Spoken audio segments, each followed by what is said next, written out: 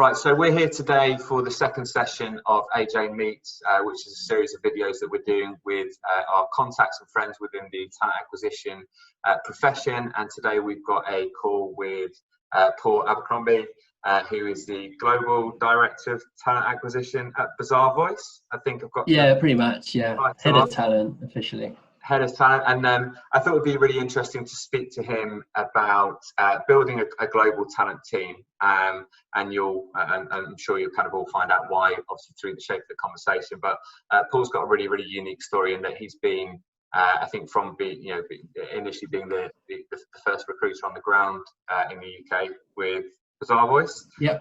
to kind of developing through that and evolving to the position that he holds now. So I wondered, Paul, if you could kind of just give us a bit of context, a bit of your background before we kind of launch into a couple of questions. Yeah, absolutely. So as you mentioned there, yeah, I'm lucky enough to head up talent acquisition here at Bazaarvoice. We're a global software company. Previous to that, I had a couple of different lives, if you like. I worked at the Ministry of Defence as a civil servant for nearly 7 years. I actually ended up in the recruiting team within the Ministry of Defence, working on all kinds of weird and wonderful roles based out of Whitehall in London.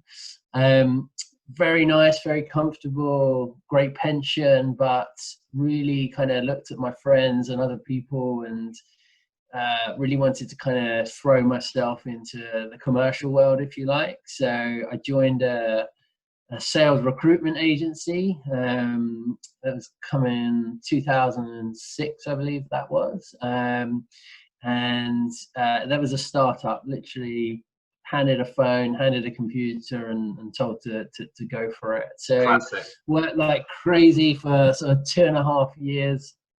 Bazaarvoice actually became my client during that time. So I worked to find people for Bazaarvoice and had sort of various interactions with people here already.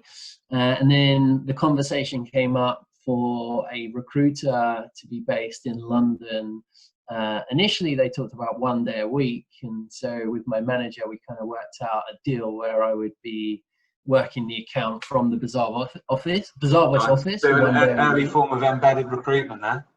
Exactly. You know, I could say I was a thought leader at that time. But what actually happened when we went to the meeting to talk about it was they basically said there and then, well, we actually now want someone full-time. And in the back of my mind, going internal from agency was always the route that I wanted to go. And my boss knew that at the time as well. So we came out of that meeting and there was a bit of an awkward discussion with my manager at that point about me wanting to sort of go for that. And he agreed. You know, I'd had a great time at agency, learned so much, but it was definitely the route I wanted to go down, and you know, that was a great open door for me to get into Bazaarvoice, right. And then just kind of go from there to where I am. The way things have played out, it's been a sort of evolution in many different areas. So the company has evolved 3 or 4 times during that time. A lot of things have remained consistent, but we've been through an IPO. We've been through moving back to private equity. We've been through the kind of the space rocket growth phase. We've been through sort of opening multiple offices in different countries. So within my time at the company, it's definitely had different phases. Mm-hmm. And I've been lucky enough along the way that my job has evolved with all of those phases as well. So promoted 4 times from that initial role that I joined in to heading up the team today. Well, amazing. I mean, yeah, like you say, that's pretty kind of unheard of as a kind of length of tenure.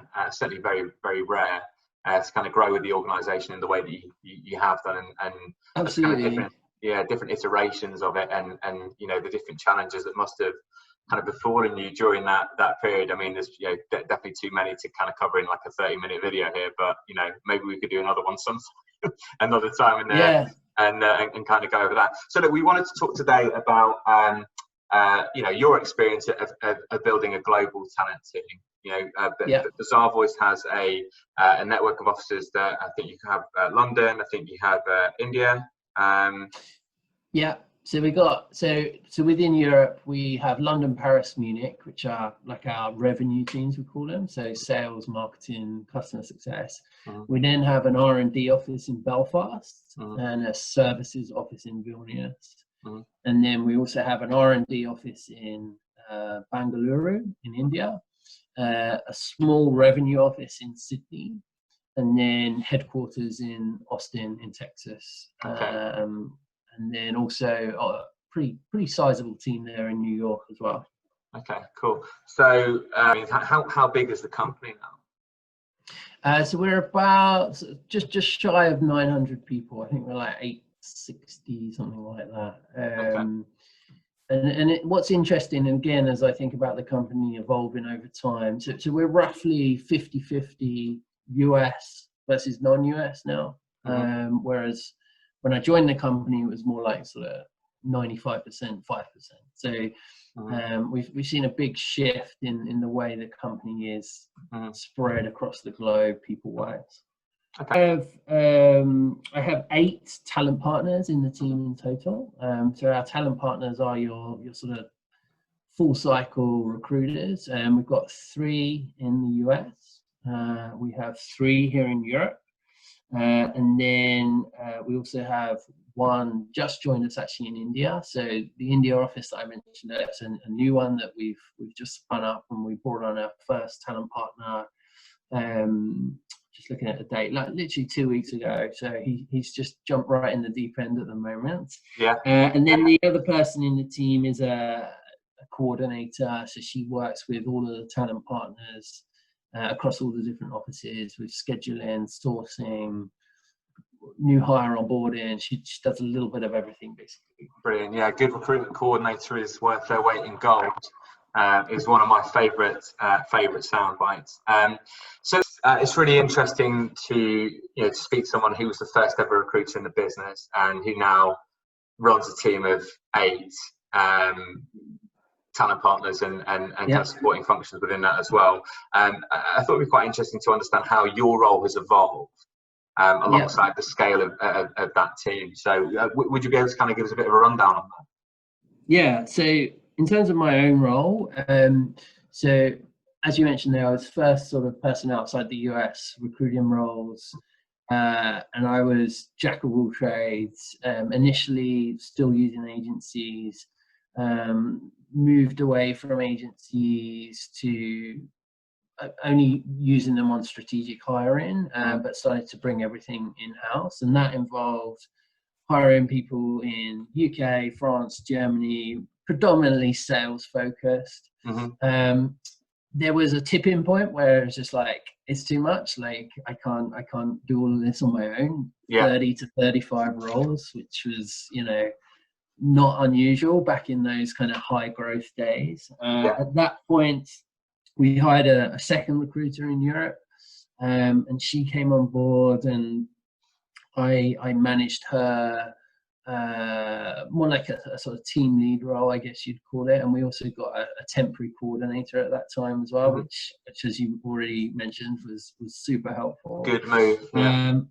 And so then from there we really continued to fill out the European offices that I mentioned already, so France, Germany, UK.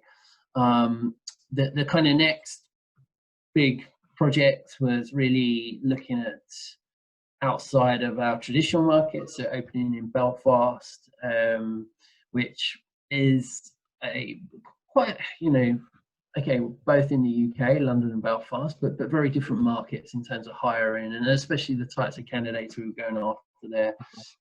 Quite senior engineers and QA people, DevOps people, UX people, etc., etc. So we'd sort of done a little bit of that in London, but not to the extent in Belfast. We've got Laura in our team. She's still with us today and doing a great job out there. And similarly in Vilnius, we opened an office there, and there was definitely a need to hire locally there as well. So again, we've got Ruta over in Vilnius, who's helped us to grow and scale there. The original recruiter that I mentioned in London, she did unfortunately move on, but we've now got a guy called Louis that's doing a great job for us here as well, working on a number of our revenue roles. Linked to all that, and somewhere in the middle, I was also responsible then for the US team as well. So again, a promotion for myself. Largely, I think, due to the work scaling here in EMEA, and I don't mean to blow my own trumpet, but I do think that we did a particularly good job, particularly with the Belfast and Vilnius openings. But so yeah, I now look after the US team. In truth, the US is not really a versus day one in the office. My role is very different now, with lots of different challenges, but no less enjoyable and challenging. Nice. In terms of sort of growing that talent team, structuring it, and essentially finding the right people to come and be recruiters for Bazaarvoice. Do you recognise any kind of cultural recruitment differences in the different locations that you recruit? I think sometimes we are guilty in the UK of thinking that we have the best, the most kind of incisive recruitment culture out there, because most of us, from a cultural perspective, as usually the path travelled is you come from agency, and it's a bit or a lot salesy and quite kind of like cutthroat. Whereas I know that for example, in European countries, it's not really that at the moment, and recruitment is less of a kind of a standalone entity or an agency-driven entity at points. It's almost like the agency existence, in whatever region, has been something that's been propagated by UK and US companies going out and developing recruitment markets in those locations. So it certainly in my experience recruiting recruiters who operate with a kind of UK or US mentality is sometimes difficult, and that's presented hiring challenges for both agencies and clients that we've worked with. Have you kind of faced that at all in some of the hiring you've done in building the team? Yeah, but now, with everything that lies ahead of us, we have to adapt the way we do things in different territories. I mentioned a few times, Belfast is very, very kind of network driven, lots of meetups, lots of kind of community groups, lots of kind of thought leaders that people kind of follow around from company to company. So we've got to be on the front foot in kind of tapping into those different ways of building those networks. We kind of sought lots of advice and help, and we worked with a consultancy firm out there as well. But still along the way, there were things that completely surprised us, and we didn't see them come in. But we've had to learn and develop from that. And again, going back to hiring our first person there, we're at the point where the initial chaos of 30, 40 opening roles on within the first week of opening the office there has kind of calmed down a little bit, and we now need to rein it in a little bit, kind of bring it more in line with the way we do things in other offices. From a process point of view, how we actually go and interact and find those candidates will remain very different from location to location. Aside from that, though, if I think of the tendencies of a good talent partner in the team, however they go about their business, they still need to have that kind of, I would say, almost sense of urgency and almost commercial acumen as they think about the business as a whole, the goals of the business. The interaction with the hiring manager needs to be absolutely spot on in whatever territory we're looking at. So there are definitely common traits across all of our territories. There's all sorts of different, I suppose, kind of prevailing factors that need to be taken into account about the way that you approach recruitment. I mean, is there any specific geography that you have covered within this role that you feel has presented more challenges than other, or is it quite kind of blanket in terms of the level of variance between geographical remit to geographical remit? would say the India one has probably been the steepest learning curve for us as a company. I think like culturally, the way people's approach to work is different, and so our approach to hiring has had to change, and managers' mindsets as they head into interviews have had to change. So I would say India's probably been the one that has presented the most challenges, but I would say it's the one that we probably invested the most time upfront on in terms of finding like a good partner in the region as a consultant for us, and they've definitely helped us ramp in over those first sort of 60 to 90 days. But as I said, that initial kind of finding our way phase has calmed down now, and we've kind of got into a bit of a rhythm, and that's why it was a good time for us to go and hire there just recently. I think that when you look at somewhere like India, I mean the sheer size of the potential talent pool is something that's incredibly challenging and unfathomable, really. So to be precise within that circumstance is probably one of the biggest challenges, would you say? Yeah, absolutely. Yeah, so we went to Bengaluru, which is somewhat of a technology hub in India, which everyone felt good about that decision. There's 1 million plus software engineers in Bengaluru, so I mean all of that sounds fantastic. But you've got Facebook, IBM, Salesforce, Microsoft, all the big companies in the world with very large offices there. So we had to make ourselves look fresh and new and something different, which we did pretty successfully, because when that person that wants to work at Microsoft and is looking to do what am I trying to say? So the person looking to sort of target a large company and 10 years steady job, much like myself, I guess, probably wouldn't be the right profile for us. Someone that's kind of looking for something a little bit exciting, fast moving. There are some gray areas as we grow and evolve the team there, and the challenges that come with that. That person's going to look at us and think, well, okay, but Microsoft has got a longer benefits list, but actually, what I'm going to get from Bazaarvoice is something I'm not going to get in other places. So we've had to kind of jump on that angle and present ourselves as something new, something different. We've got a great leader in the region, which really helps. And we've managed to capitalize on that. And now the work is sort of maintaining that. So we are still something new, something interesting, even though we've now been there sort of 6 months, etc. So there'll be other cropping up all the time. I think that's it's really, really important to position that difference. When from a market entry perspective, who we are, what's unique about us. Why would you therefore want to do this? Like it's hard. I mean, it's often why it's just kind of some of the rationale why individuals want to move from say like a corporate environment to a startup environment. It's that almost kind of that scatterbrained freshness that will make somebody take a role with a smaller organization where there is a great deal of work to be done, and it is admittedly sometimes a bit messy.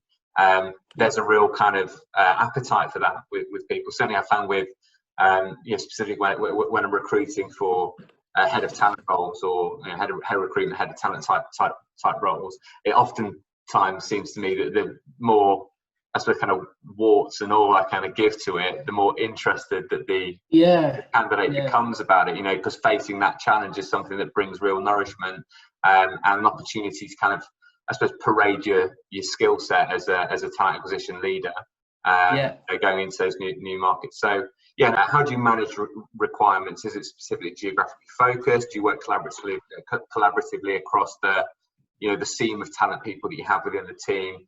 How does that look for you?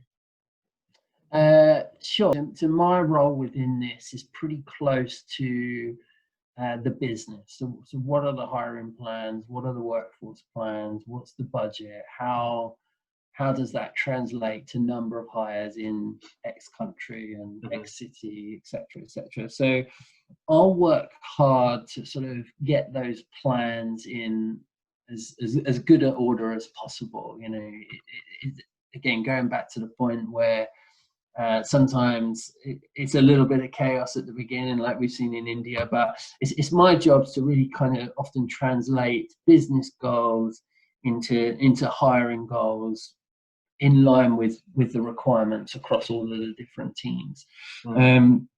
So there's a process involved with myself and senior leaders and HR and finance, etc., etc., and then that filters down to the team in terms of what to go and work on. In a perfect scenario, in truth, and we've kind of got there, certainly in some instances, I would love my team to be able to step in and out of any role in any country, in any discipline. Now, that might sound a bit like blue sky thinking, if you like, but we've certainly done that. Like, we've had US recruiters working on India roles, we've had European recruiters working on US roles, and you know, it's worked pretty well. You do need to get to a certain level of tenure and experience with Bazaarvoice to be able to kind of step up and work in that way. But it's something we've been able to do pretty successfully, and that definitely helps when you have like mass hiring in one location versus another location. You know, I don't feel comfortable if I see one talent partner with 15 roles in one city and another talent partner with 4 roles in another city. I'd rather look for the best way to balance that out as much as possible. So we've been pretty successfully doing that for the last couple of years. But as I said, it does take a little bit of time to kind of get someone into a rhythm where they can step in and out of different roles geographically like that. Sure. And I think the cross, you know, certainly my opinion is the cross-pollination of the requirement load within a specific, you know, talent acquisition team, I think is very useful to build cohesion within an organisation.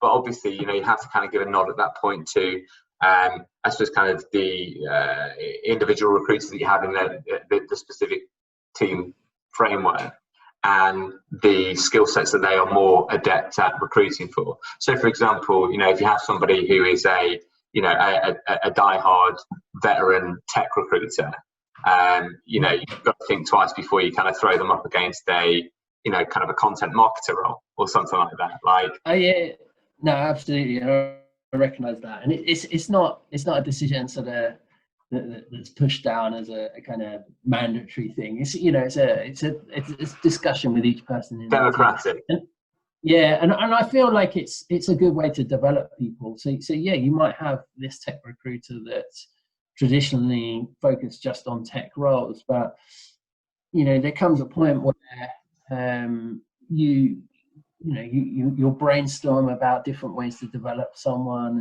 and move them into new areas and expand that skill set. And for me, that's quite an easy win, just to sort of take on different teams or different locations from a hiring point of view. Yeah, I find that people moving into the in-house format often want to be exposed to a broader variety of different role types to recruit for, and they want to kind of spread themselves a bit more and learn how it is to, you know, recruit a specific sort of discipline versus the one that they've been verticalized around within an agency career. And that, you know, that breadth often gives them a real sense of nourishment and progression, evolution in their career pathway. So yeah, that's good.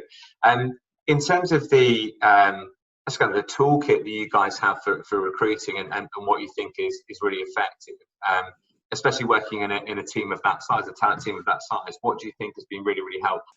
Good question. I would say we've probably dabbled with lots of different platforms, lots of different technology, lots of different job boards and what have you. I think if I kind of strip it back and look at what works most effectively for us is, I mean, LinkedIn sure, there is a lot of traffic on LinkedIn these days, and I personally get a lot of stuff coming in from various people. But for us, LinkedIn continues to be a very successful tool for sourcing of candidates, or not even necessarily sourcing, but just building that network, building relationships, etc., etc. I know that might seem like a very simple answer, and one that you're, it's not giving away any secret, certainly, but honestly, like, someone's ability to work well on LinkedIn using the recruiter tool is a skill within itself. Personalized messages, tailored messages to events in the world, or events in their current company, or events in their career, whatever it might be, we feel is still very effective, and the return rates that we get from some of the messages that we send out are certainly high industry standard wise. Yeah, LinkedIn tell me that when we have our sort of quarterly catch ups and things like that. So that's probably a traditional method that everyone will know, but one that I still value very highly. I would say again, it sounds kind of obvious, but I've worked with a lot of ATSs in my time, some good, some not so good, let's just say. We currently have Lever, which is, I guess it's not really new anymore. I mean, they probably can go in sort of 4 or 5 years now, but it's definitely different to your Taleo, to your iSIMS, to your Workday recruiter tool.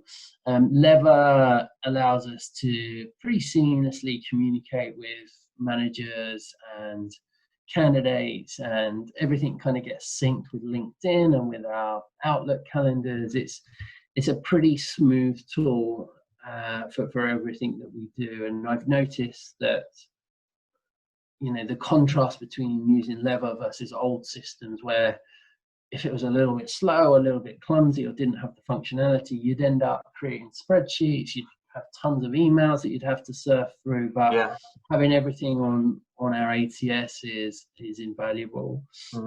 We've had various, as I said, other little things that we've kind of plugged into from time to time. We used Intello for a time, which was a good tool for us.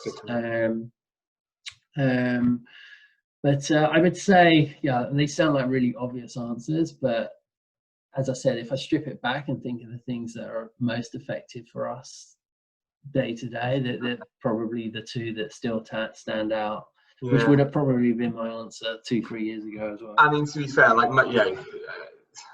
sometimes the most obvious answer is the best answer, and for any recruiter really to operate without LinkedIn, I mean, why would you not?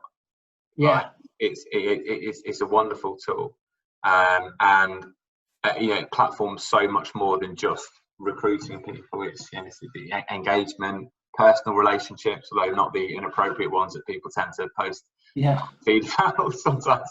But it's invaluable. I think from like an ATS perspective, there's kind of a clear theme at the moment where, depending on the organizational mass, you're looking at Lever, you're looking at Workable, you're looking at Greenhouse, and some really valid stuff. Like for I do think that kind of your toolkitting has to be appropriate for the size of the organisation, the size of the requirement load that you've got. But no, they're really interesting points to raise. I think in terms of the the question around how you manage requirements, I think we're kind of pretty clear on that. It's with a degree of cross-pollination. It's a degree of kind of different kind of global responsibilities and remits, and the toolkits that you've mentioned there are pretty useful as well. The next question I have, what are the most important points for you as a TA leader to see your team doing, apart from the obvious thing of fill the jobs? Yeah. No, absolutely. So I guess we look at a number of things. Time to hire might sound like an obvious one again, but that is something we measure. So it's the moment a role is approved within our flow of systems here to when a candidate signs their contract. the ability, going back to what I mentioned earlier, of that talent partner to work with a sense of urgency absolutely influences that time to hire.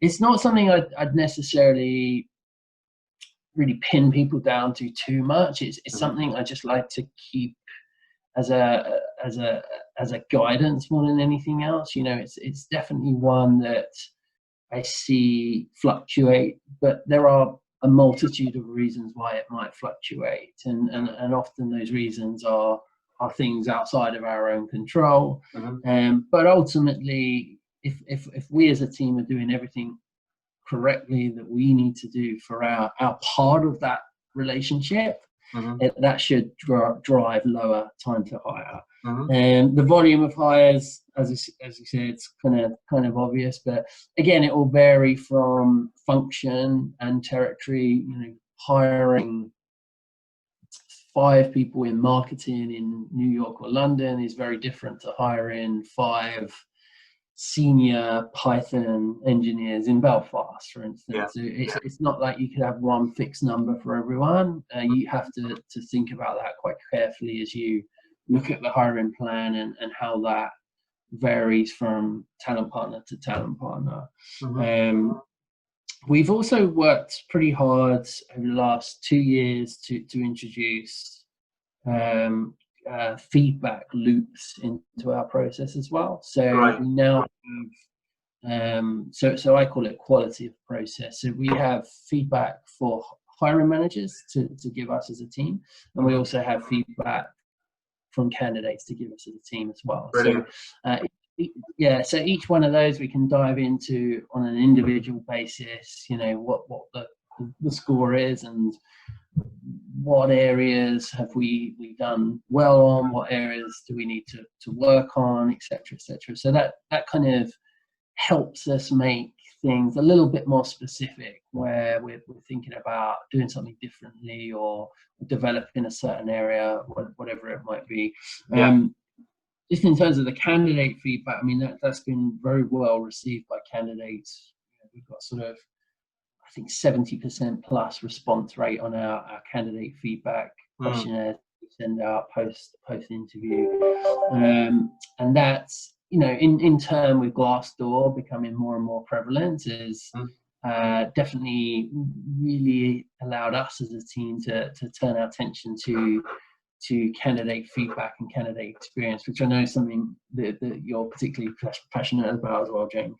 I'm just trying to get better at it, really. So I think we've all had a run-ins with bad candidate experience. So yeah, it's kind of like how on my agenda is like I suppose like a personal improvement point. And it's really interesting from a personal / professional perspective to understand how that works for different organisations. I think feedback looping is spot on, and because it shows that you give a shit, and B, you know, it gives a voice to the people you've engaged in process, either by job ad or a specific recruiter outreach, to, you know, show what they think, and there's exactly your basis for improvement. You know, improving a recruiter's ability to deliver more roles is relatively perfunctory. You know, it's about how much sweat that person's going to put into it, but actually tailoring an approach to suit feedback, given about a process, and you've got kind of key learnings about how you could have done better from an organisational, from an individual recruiter perspective, or as a recruitment team perspective. And that's how you move forward within recruitment, within anything really. You know, you've got to know what's going on, and if you stymie the flow of that communication, or you reject the opportunity that, you know, people should really have to comment about that, then you're not moving forward. You're not moving forward at all in my specific recruiter activity. What kind of key attributes, you know, building that team, what key attributes would you always be looking for a potential hire into the talent team to be able to show? Yeah. So I would say number one is that partnership with the hiring manager. So it's the ability to kind of almost run a project in correlation. You know, it's a shared goal. The hiring manager's goal is to find someone, and our goal is to find someone. And the closer those two people work together on that process, the more smooth I see it. Time and time again, it's the same. If I have a talent partner and a hiring manager that aren't really talking to each other, that aren't sort of laying down clear next steps on what we do now, or how do we follow up with that, or when should we do this, it then impacts later down the line within that role. So that the talent partner's ability to form a close partnership with that hiring manager or even that hiring team is absolutely number one. If you try and work in silo in this role, you fall off the face of the planet. Basically, it's not one that you can kind of disappear, come back a month later with everything that's required. You have to sort of lean into that relationship, and not be intimidated by either. Might sound a bit strange, but if you're, I don't know, a relatively junior person in their first in-house role, you might be working with the senior VP of EMEA on XYZ search.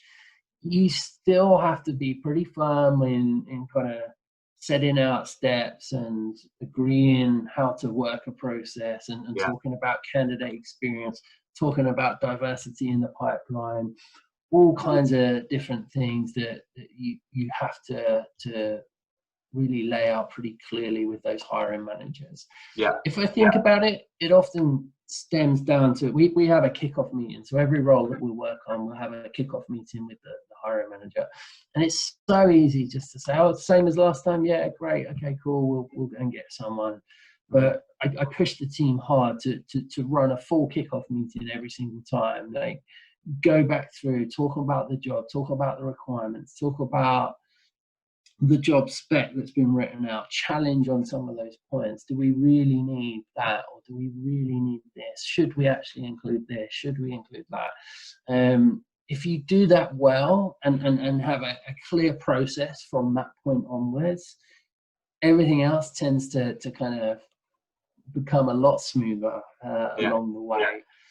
Once that interaction is over, and again, I think about the talent partner and the kind of skills that I find define a very good talent partner, is then that ability to then work with a sense of urgency.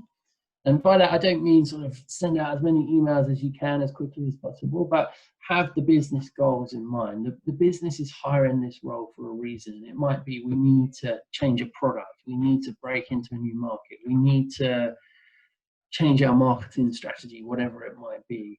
And there are timelines associated with all of those activities. So our ability to kind of work smoothly, efficiently, and stick to our own deadlines that we may have set out with that hiring manager is crucial within that. And then just working with quality all the way through, which and quality is a very broad term, I know, but closing the feedback loops with candidates, ensuring that each candidate that comes to the office has a good experience, keeping your data within our ATS very clean and very up to date as much as possible. So when I look at it, or hiring manager looks at it, it's in a very kind of easy to understand format. So just sort of really pushing yourself to work at the quality in all the different areas of the role is very important as well.